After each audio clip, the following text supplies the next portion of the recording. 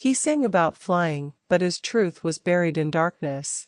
For over 30 years, R. Kelly was one of R&B's brightest stars until the truth caught up with him. This is not just a celebrity scandal. This is a tragic story of power, abuse, and justice delayed for far too long. Let's break down R. Kelly's case from the earliest red flags to his final conviction. R. Kelly's fall didn't happen overnight. It was years, decades in the making. His case is not just about one charge or one mistake. It's about a system that allowed abuse to continue for nearly 3 decades. Let's go back to the very beginning. At just 27 years old, R. Kelly illegally married his 15-year-old protégé, Aaliyah, in 1994. The marriage certificate listed her age as 18. This wasn't just a scandal, it was criminal. But it was swept under the rug.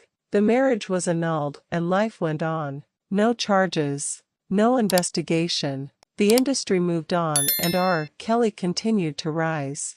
In 2002, the world was stunned when a video surfaced that allegedly showed R. Kelly engaging in sexual acts with a 14-year-old girl. He was indicted on 21 counts of child pornography. The tape was graphic. The evidence was overwhelming. But after years of delays, the 2008 trial ended in acquittal. Why? The alleged victim refused to testify, and jurors said they couldn't be sure of the girl's age. Once again, R. Kelly walked free. In 2017, BuzzFeed released a bombshell report claiming R. Kelly was holding women in a sex cult. Parents and former associates described how women were manipulated, isolated, and abused. They weren't allowed to contact their families. Some were allegedly forced to call Kelly daddy and ask permission to eat or use the bathroom. Again, the story made headlines, but no charges came. Then came the documentary Surviving R. Kelly on Lifetime. 6 episodes. Dozens of survivors. Emotional, painful, and raw. Women told their stories publicly, some for the first time. They spoke of grooming, control, psychological abuse, and fear. The documentary was a cultural earthquake. It reopened conversations. It made people listen. It sparked outrage. And this time, it led to real consequences. Just weeks after the documentary aired in 2019, R. Kelly was arrested in Chicago on 10 counts of aggravated criminal sexual abuse involving 4 women, 3 of them minors. But this was just the beginning.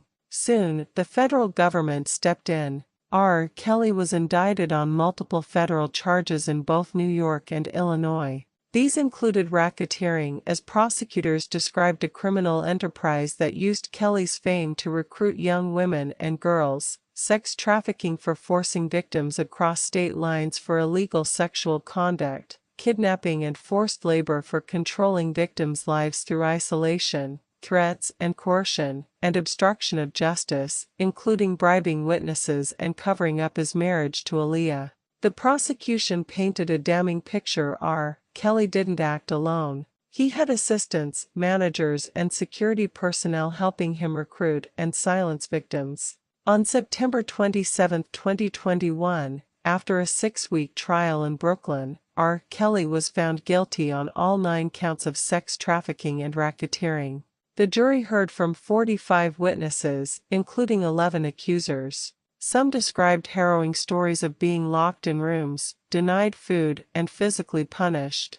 The verdict made history.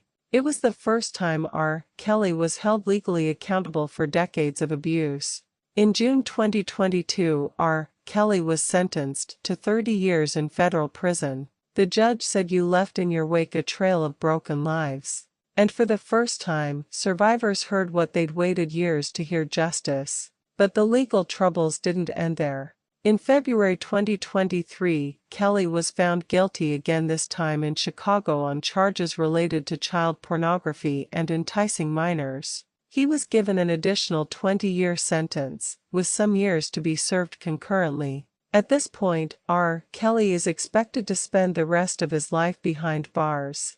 R. Kelly's story is about more than just a fall from grace. It's about believing Black women and girls, who for years were ignored and silenced. It's about accountability in the music industry, which enabled and protected him. And it's about systemic failure, the legal system, the media, the fans, and the culture that turned a blind eye for too long. His music has been pulled from major playlists, his reputation shattered, his legacy forever tarnished. But his victims?